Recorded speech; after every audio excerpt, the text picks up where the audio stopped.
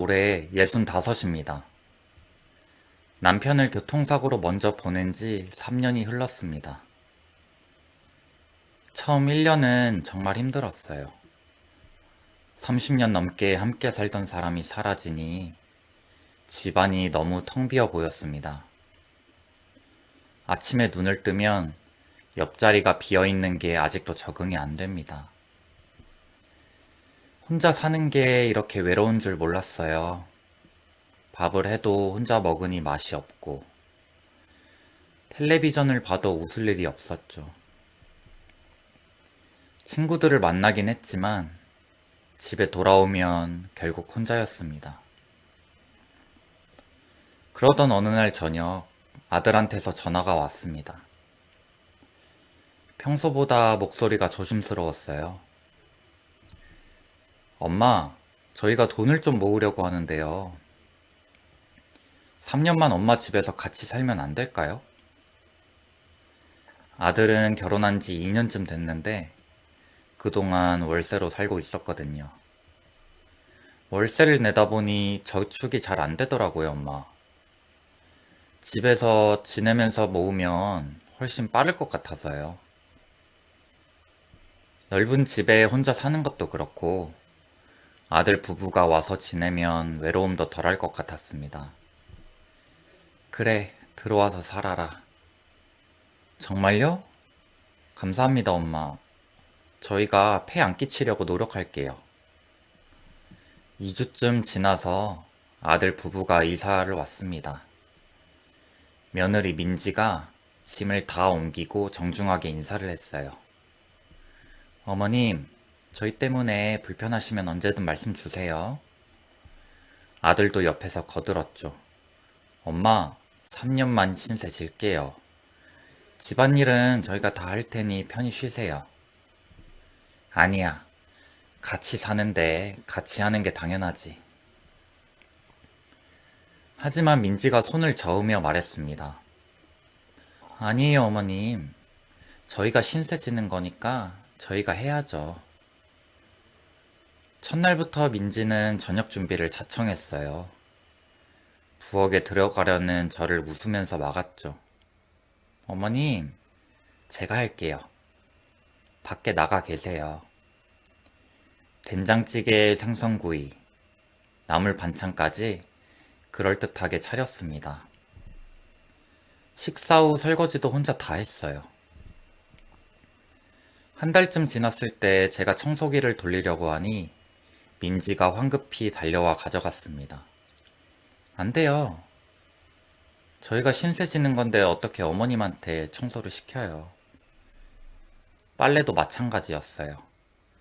아들도 주말에는 민지를 도와 집안일을 했습니다.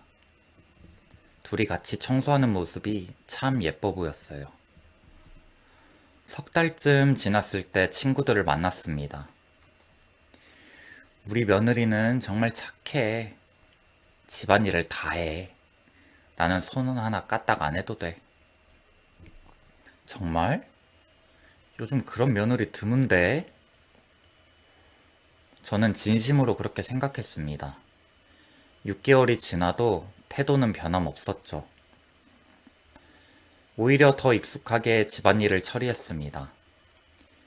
저는 혼자 살 때보다 훨씬 편안하게 지냈어요. 저녁에 텔레비전을 보다가 부엌에서 설거지하는 소리를 들으면 마음이 따뜻해졌습니다. 어머니, 물 드릴까요?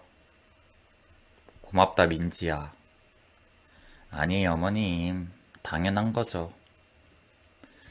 저는 그때 정말 행복했습니다. 좋은 며느리를 만났다는 게 얼마나 큰 복인지 실감했어요. 친구들한테도 자랑을 했죠. 우리 며느리 정말 착하다. 집안일도 다 하고 눈치도 백단이야. 하지만 1년이 지나던 어느 날 분위기가 조금씩 바뀌기 시작했습니다. 민지가 평소보다 늦게 퇴근할 날이었어요. 8시가 넘어서 들어오는 민지의 얼굴이 유난히 피곤해 보였습니다. 어머님, 오늘 야근하느라 너무 힘들어서요. 혹시 설거지 좀 부탁드려도 될까요? 목소리가 정말 미안해하는 것 같았습니다. 그럼 당연하지. 피곤한데 쉬어. 저는 민지가 그동안 혼자서 집안일을 다 해왔으니 가끔 도와주는 게 당연하다고 생각했죠.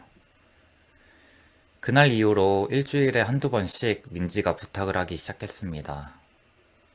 처음에는 정말 야근하거나 피곤해 보일 때만 부탁했어요. 아들도 가끔 저한테 와서 말했습니다. 엄마, 민지가 회사 다니면서 살림까지 하려니 많이 힘든가 봐요. 엄마가 그래도 도와주시니 다행이에요. 당연하지. 가족인데. 저는 정말 그렇게 생각했습니다. 가족이니까 서로 돕고 사는 게 당연하다고요. 부엌에서 설거지를 하면서도 마음은 편했습니다. 좋은 며느리를 만났다는 믿음이 여전히 굳건했으니까요. 밤마다 잠자리에 누우면 그래도 외롭지 않았습니다.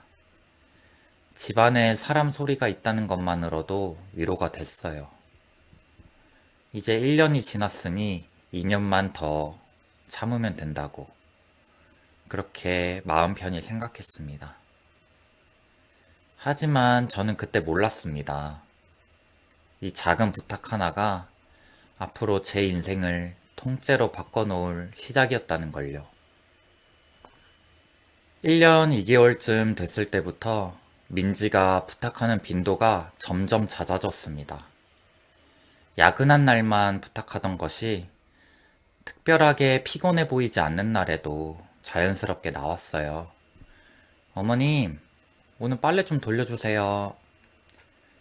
저는 별로 신경 쓰지 않았습니다. 같이 사는데 집안일을 나눠 하는 게 당연하다고 생각했으니까요. 1년 6개월쯤 됐을 때는 분위기가 완전히 바뀌어 있었습니다. 민지가 퇴근하고 오면 저는 이미 저녁을 준비하고 있었고, 민지는 인사를 하고 소파에 앉아 핸드폰을 봤죠. 어머님, 오늘 저녁은 뭐예요? 된장찌개 끓였어. 속으로 약간 이상하다는 생각이 들었습니다. 처음에는 민지가 다 하겠다고 했는데, 어느새 제가 다 하고 있었으니까요. 하지만 같이 사는데 당연히 나눠 해야 한다고. 제가 집에서 시간이 더 많기도 하다고 스스로를 다독였습니다.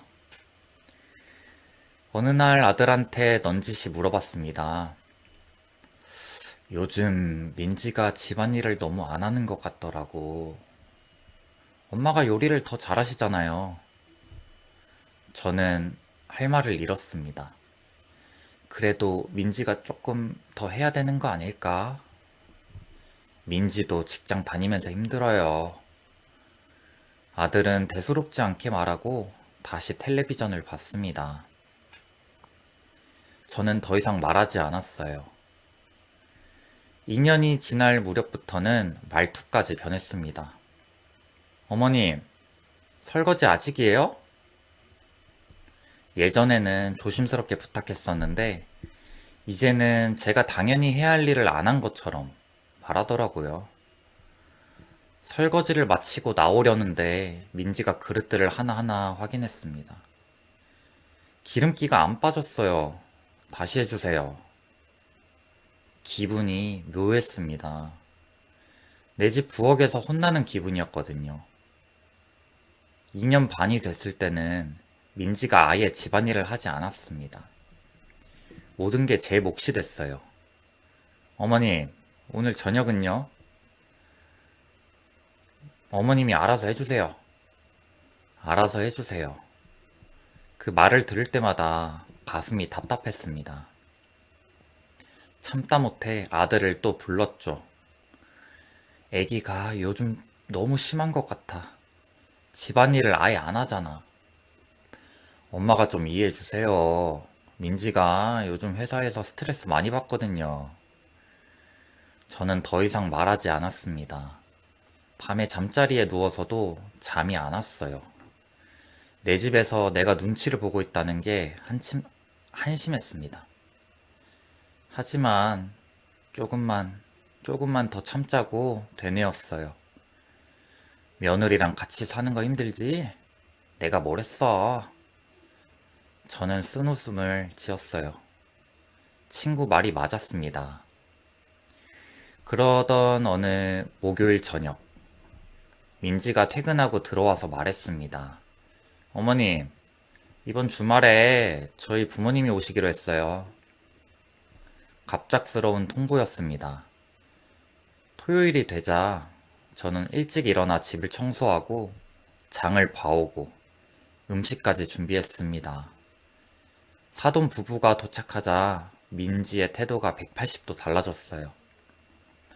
어머님, 아버지, 오셨어요? 어서 들어오세요.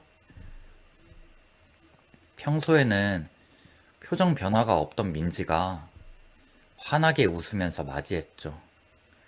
제가 깎아놓은 과일을 들고 나가더니 말했습니다. 맛있게 드세요. 제가 직접 깎았어요. 저는 부엌에서 그 모습을 보며 어이가 없었지만 손님들 앞에서 말다툼을 할 수는 없었습니다. 점심을 차리고 식사가 끝난 후 설거지를 시작하려는데 민지가 거실에서 불렀어요. 어머니, 설거지 좀 해주세요. 사돈들이 있는 거실에서 들릴 정도의 목소리였습니다. 10분쯤 지나서 민지가 부엌으로 와 컵 하나를 집어 들었습니다. 어머님, 설거지 좀 제대로 해줘요. 컵에 립스틱 자국 그대로네요. 해줘요. 순간 귀를 의심했습니다. 반말이었어요. 그것도 사돈 부부가 들을 수 있는 목소리로요. 다시 씻어주세요. 민지는 그렇게 말하고 거실로 나가버렸습니다. 저는 그 자리에 서서 굳어버렸어요. 손이 떨렸습니다. 분노가 치밀어 올랐지만 지금 여기서 소리를 지를 수는 없었습니다.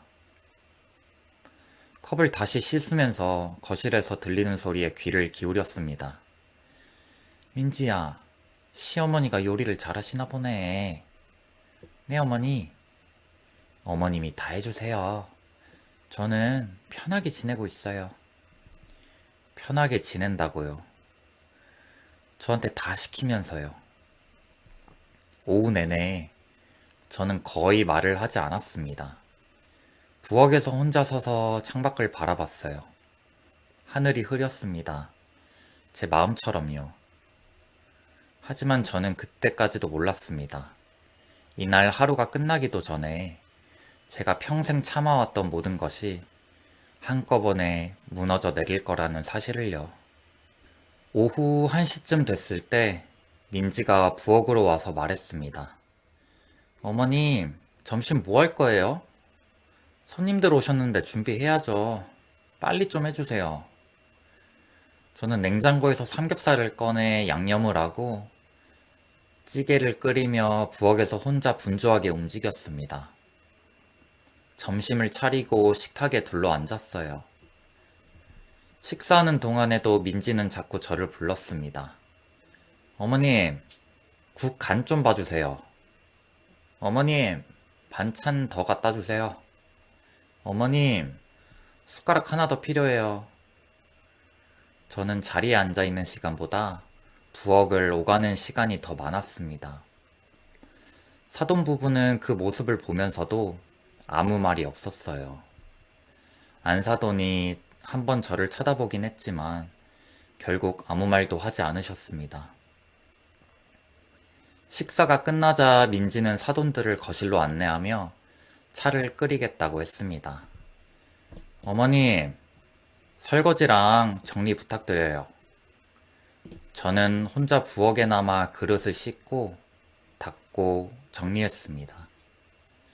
허리가 아팠지만 쉴 수가 없었어. 1시간이 지나 설거지가 끝났지만 부엌 정리가 남아 있었고 2시간이 지나서야 모든 게 끝났습니다. 거실로 나가려는데 민지가 다시 불렀어요. 어머님, 과일 좀 더 깎아주세요. 3시간이 넘게 지나서야 사돈들이 일어섰습니다. 문이 닫히고 나서는 저는 그때서야 소파에 주저앉았어요. 온몸에 힘이 하나도 없었습니다. 그런데 10분쯤 지나 민지가 다시 나와서 말했습니다. 어머님, 설거지 아직이에요? 차 마신 잔들이랑 과일 접시요. 빨리 좀 해주세요. 제가 좀 피곤해서 일찍 자려고요. 본인이 피곤하다고요. 저는 그 말을 듣는 순간 뭔가 끊어지는 소리를 들었습니다. 참고 있던 감정이 한꺼번에 폭발했어요. 야, 해도 해도 너무하는 거 아니니? 여기가 누구 집인데 이렇게 나를 부려먹어? 하루 종일 일만 시키고 너는 거실에 앉아서 웃기만 하고 내가 네 시녀야? 하인이야? 사돈들 앞에서 나한테 반말이나 찍찍하고 말이지. 창피한 줄 알아야지. 민지의 얼굴이 하얗게 질렸습니다. 그러다 표정이 억울한 쪽으로 바뀌었어요. 어머님, 같이 사는데 집안일 나눠 하는 게 당연한 거 아니에요? 저도 직장 다니는 게 얼마나 힘든데요. 나눠서 하는 게 아니라 나한테 다 시키잖아. 마침 들어온 아들이 난처한 표정을 지었습니다. 엄마가 좀 과민하신 거 아니에요? 그래도 며느리인데 이해 좀 해주세요. 그래도 며느리인데요? 며느리면 뭘 해도 되는 건가요? 어머니를 부려먹어도 되는 건가요? 저는 더 이상 아무 말도 하지 않았습니다. 말해봤자 소용없다는 걸 알았으니까요. 그날 밤 저는 거의 잠을 못 잤습니다. 분하고 억울했어요. 내 집에서 내가 이런 취급을 받아야 하나 싶었습니다. 며칠이 지났지만 민지와는 거의 말을 안 했고 아들과도 어색해졌습니다. 수요일 아들이 말했습니다. 엄마, 이번 주말에 저희 제주도 여행 가려고 해요. 3박 4일로요. 금요일 오후 아들 부부가 캐리어를 끌고 떠나는 모습을 창밖으로 지켜봤습니다. 저는 생각했습니다. 잘 됐다고요. 거실로 돌아와 바로 부동산에 전화를 걸었습니다. 사장님, 저 집 매물로 내놓고 싶어요. 벌써요? 아직 5년밖에 안 됐는데. 사정이 생겼어요. 빨리 팔고 싶습니다. 토요일에 부동산 사장님이 와서 집을 둘러보고 시세를 알려줬습니다. 일요일에 보러 오겠다는 사람이 나타났고, 월요일 오전 젊은 부부가 집을 보더니 바로 계약을 하겠다고 했습니다. 저는 부동산에 계약서에 도장을 찍었습니다. 손이 떨렸지만 후회는 없었어요. 그날 저녁 아들 부부가 제주도에서 돌아올 시간에 맞춰서 문자를 보냈습니다. 집 팔았다. 한 달 안에 나가거라. 10분쯤 지나 아들에게서 전화가 왔습니다. 엄마, 지금 무슨 소리예요? 집을 팔았다고요? 농담이시죠? 장난 아니야. 진짜 팔았어. 계약도 다 끝났고. 지금 어디세요? 저희 지금 공항인데 바로 갈게요. 오지 마. 오늘은 피곤해. 저는 전화를 끊고 핸드폰을 꺼버렸습니다. 창밖을 내다봤어요. 해가 지고 있었습니다. 처음으로 홀가분한 기분이 들었습니다. 이제 시작이라고. 제 인생을 되찾는 시작이라고 생각했습니다. 하지만 저는 그때 몰랐습니다. 1시간도 안 돼서 두 사람이 헐떡이며 집으로 달려와 제 앞에 무릎을 꿇게 되리라는 것을요. 1시간도 안 돼서 초인종이 울렸습니다. 인터폰으로 확인하니 아들이었어요. 문을 열어주니 아들이 숨을 헐떡이며 들어왔습니다. 민지도 뒤따라왔어요. 엄마, 무슨 소리예요? 집을 팔았다니요? 아들의 얼굴은 새하얗게 질려 있었습니다. 그래, 팔았어. 계약도 다 끝났고 잔금은 보름 뒤에 받아. 말도 안 돼요. 어떻게 우리한테 말도 없이 집을 팔아요? 내 집인데 내가 팔면 안 돼? 민지가 당황한 표정으로 말했습니다. 어머님, 그럼 저희는 어떡하라고요? 갑자기 이러시면 저희가 어디로 가요? 저는 민지를 똑바로 쳐다봤습니다. 그건 너희가 알아서 해. 호의가 계속되면 권리인 줄 아는 사람들하고는 도저히 못 살겠어. 너희가 처음에 뭐라고 했어? 3년만 신세 지겠다고. 집안일은 너희들이 다 해겠다고 했잖아. 그런데 어떻게 됐어? 나한테 다 시키고 심지어 사돈들 앞에서 나를 하인 부리듯이 했잖아. 엄마, 저희가 잘못했어요. 아들이 그 자리에서 무릎을 꿇었습니다.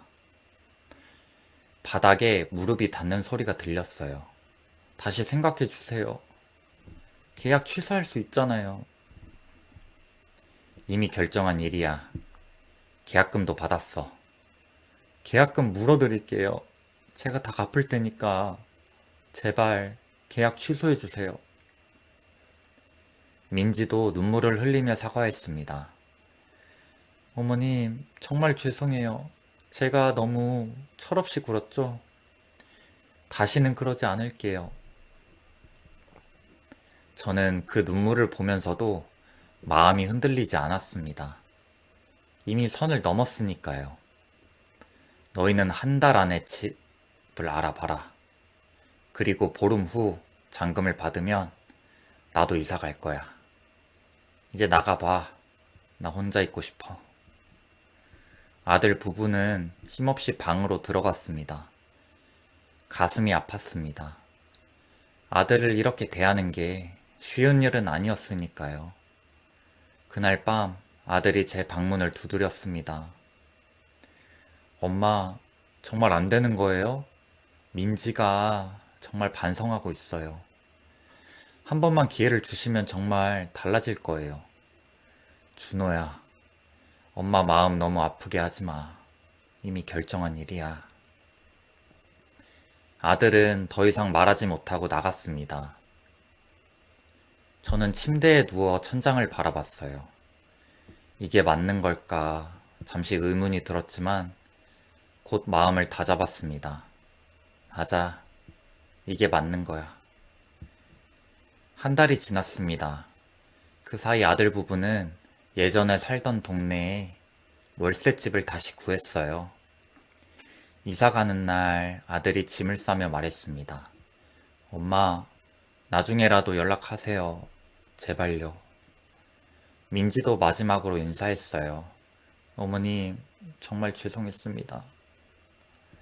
저는 고개만 끄덕였습니다. 아들 부부가 짐을 다 싸서 나가고 빈 집에 혼자 남았습니다. 조용했지만 외롭지는 않았죠. 보름 후 잔금을 받았습니다. 큰돈이 통장에 들어왔어요. 저는 조용한 동네에 있는 작은 빌라를 알아보고 마음에 드는 곳을 찾아 계약했습니다. 나머지 돈은 은행에 넣어뒀어요. 이자로 생활비를 쓸 수 있을 정도였죠. 이사를 했습니다. 짐이 많지 않아서 금방 끝났어요. 새 집은 작지만 아늑했습니다. 첫날 밤, 작은 거실에 앉아 차를 마시며 창밖을 봤습니다. 조용한 주택가가 보였죠. 마음이 편안했습니다. 누구 눈치도 볼 필요 없고 누구한테 일을 시키지도 않고요. 며칠 후 친구가 전화를 했습니다. 야, 이사했다며? 집 좀 보러 가도 돼? 친구가 와서 집을 둘러봤습니다. 어머, 아담하네. 혼자 살기 딱 좋겠다. 근데 아들은 뭐래? 가끔 전화해. 밥 먹자고. 맞나? 아직은 아니야. 조금 더 시간이 필요해. 친구는 고개를 끄덕였습니다. 그래, 잘했어. 참는 게 능사가 아니야. 저는 그 말에 작게 웃었습니다. 그날 이후로 저는 제 방식대로 살기 시작했어요. 아침에 일어나 천천히 커피를 마시고 원하는 시간에 식사를 했습니다. 누구한테 뭐라고 들을 일도 없었죠. 동네 문화센터에 등록도 했습니다. 서예 수업을 듣기 시작했고 거기서 새로운 친구들도 만났어요. 한 달쯤 지났을 때 아들한테서 전화가 왔습니다. 엄마, 밥 한 번 같이 먹어요. 저는 잠시 생각하다 대답했습니다. 그래, 만나자. 하지만 저는 그때 알지 못했습니다. 이 작은 평화가 제 남은 인생을 완전히 다른 사람으로 만들어줄 거라는 사실을요. 저는 평소보다 일찍 준비를 했습니다. 한 달 만에 보는 아들이었으니까요. 식당에 들어서니 아들이 먼저 도착해 자리에 앉아 있었습니다. 그동안 많이 수척해져 있었어요. 엄마, 잘 지내세요? 응, 잘 지내. 새 집은 괜찮아요? 좋아. 혼자 살기 딱 좋아. 아들은 미안한 표정을 지었습니다. 엄마, 정말 죄송했어요. 저희가 너무 철없이 굴었어요. 처음엔 정말 다 하려고 했는데 어느새 엄마한테 다 미루고 있더라고요. 그때는 그게 잘못된 건지도 몰랐어요. 이제 알았으면 됐어. 민지도 많이 반성하고 있어요. 그날 이후로 계속 자책하고 있더라고요. 저는 고개를 끄덕였습니다. 그래, 잘 됐네. 밥을 먹는 동안 아들은 요즘 회사 이야기, 새로 구한 월세집 이야기를 했습니다. 예전처럼 편하게 대화를 나눌 수 있었어요. 식사가 끝나갈 무렵 아들이 조심스럽게 물었습니다. 엄마, 민지는 아직 못 보시겠어요? 시간이 조금 더 필요해. 상처가 아물려면 말이지. 아들은 더 이상 묻지 않았습니다. 그날 이후로 한 달에 한 번씩 아들을 만났어요. 처음에는 어색했지만 만날 때마다 분위기가 조금씩 풀렸습니다. 아들도 예전처럼 농담을 던지기 시작했고, 저도 마음 한구석에 남아있던 서운함이 조금씩 가벼워지는 걸 느꼈습니다.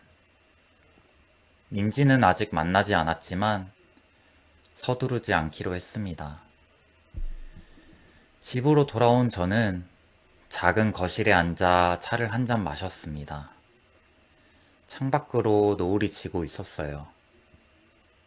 곱씹어 보니 지난 몇 년 동안 제가 정말 많이 변했다는 생각이 들었습니다. 처음 아들 부부가 들어왔을 때 그저 외로움을 덜고 싶었어요. 사람 소리가 있는 집이 그리웠거든요. 그런데 그 마음이 어느새 모든 걸 참고 받아들이는 습관이 됐고, 결국 제 자신을 잃어가고 있었다는 걸 깨달았습니다. 지금 저는 정말 편안하게 살고 있어요. 작은 집이지만 제 마음대로 할 수 있는 공간이에요. 아침에 일어나서 창문을 열면 새소리가 들립니다. 커피를 마시면서 책을 읽고, 서예 수업이 있는 날에는 문화센터에 나가 새로 사귄 친구들과 이야기를 나눕니다. 누구 눈치 볼 필요 없이 제가 하고 싶은 대로 살아요. 청소도 제가 하고, 요리도 제 입맛대로 합니다. 가끔 친구들이 놀러 오면 함께 차를 마시면서 수다를 떨죠. 웃음소리가 집안에 가득합니다. 서예 수업에서 만난 친구들과는 한 달에 두어 번 같이 점심도 먹습니다. 다들 비슷한 나이대라 이야기가 잘 통해요. 누구는 자식들과 같이 살고, 누구는 혼자 사는데, 저는 제 경험을 솔직하게 털어놓곤 합니다. 그럴 때마다 다들 공감하며 고개를 끄덕여줘요. 며칠 전에는 동네 친구가 다시 물었어요. 요즘은 좀 어때? 아들이랑은 풀렸어? 가끔 만나. 예전처럼 편하게 얘기도 하고. 며느리는? 아직도 아니야. 근데 언젠가는 보겠지. 친구는 웃으면서 말했습니다. 너가 이렇게 단단해진 거 보니 정말 좋다. 저는 그 말에 살짝 웃었어요. 단단해졌다는 말이 정말 맞는 것 같았습니다. 예전에 저는 누군가 부탁하면 거절을 못했고, 불편해도 그냥 참는 사람이었습니다. 하지만 이제는 다릅니다. 호의는 베풀 수 있지만, 그게 권리로 변하는 건 더 이상 두고 보지 않기로 했어요. 이게 정말 노년이구나 싶습니다. 누구한테 휘둘리지 않고 제 인생을 사는 거요. 호의를 베풀되 권리를 착각하지 않게 만들어야 한다는 걸 배웠습니다. 그리고 때로는 과감한 결정도 필요하다는 것을요. 예전에 저였다면 평생 참고 살았을지도 모릅니다. 자식 일이라면 무조건 손해보는 게 부모의 도리라고 믿었으니까요. 하지만 이제는 압니다. 가족이라는 이름으로 한쪽만 계속 희생하는 건 진짜 가족이 아니라는 걸요. 저는 후회하지 않습니다. 오히려 잘했다고 생각해요. 제 인생을 되찾았으니까요. 누군가는 너무 매정하다고 할 수도 있겠지만 저는 제가 살아온 시간에 후회를 남기고 싶지 않았습니다. 창밖을 보니 해가 완전히 졌습니다. 노을이 아름답네요. 저는 차를 한 모금 마시면서 미소 지었습니다. 이제 제 인생은 다시 시작입니다. 제 진짜 인생이요.